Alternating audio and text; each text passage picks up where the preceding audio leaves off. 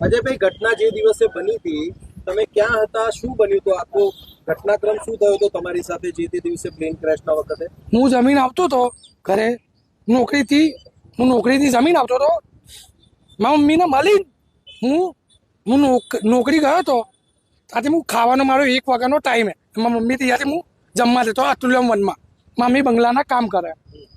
હું જમવા જતો હતો ત્યારે જ આ ઘટનામાં હું એક્ટિવા અહીંયા જ ફેંકી હતી. મારી એક્ટિવા અહીંયા મારી એક્ટિવા અને હું ભાગી અને મને આ ભાઈ આવું થયું. મેં સિવિલમાં સારવાર કરી હતી B8માં. આ ગાડી મેં સારવાર કરાવી હતી. પછી આ અધિકારી બધા હતા. મને એકવાર રાકેશભાઈ સાગવાન સાહેબ, રાકેશ ડોગરાના બધા બહુ બધા અધિકાર ટાટાના લોકો મને મળવા આવતા. પછી એકવાર મને નગદ 25,000 રૂપિયા રોકડા આલ્યા. પછી મને શાંતિથી વાત કરી.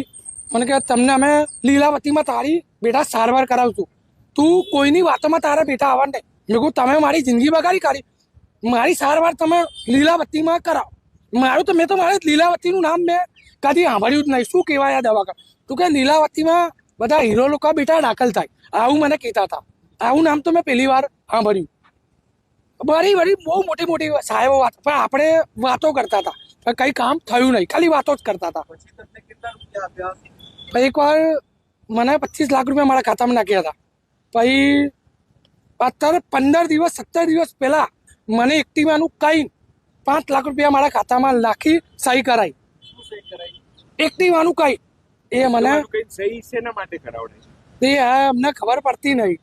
હું આ થોડું કંટાળેલો હોય ને, મને કોઈ બોલાવતું બી નહીં એટલે હું થોડું ના જેવું હું તડકામાં નીકળી નહીં શકતો. આમ આ દેખી લો તમે પછીનો અત્યારે દેખતા હશો એવો મને પછીનો થાય. મને કોઈ નોકરી રાખતું નહીં.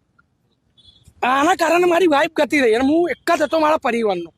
બધાનું આમ કમાતો હતો, આમ સારું કરતો હતો. હું સિવિલમાં માળીનું કામ કરતો હતો.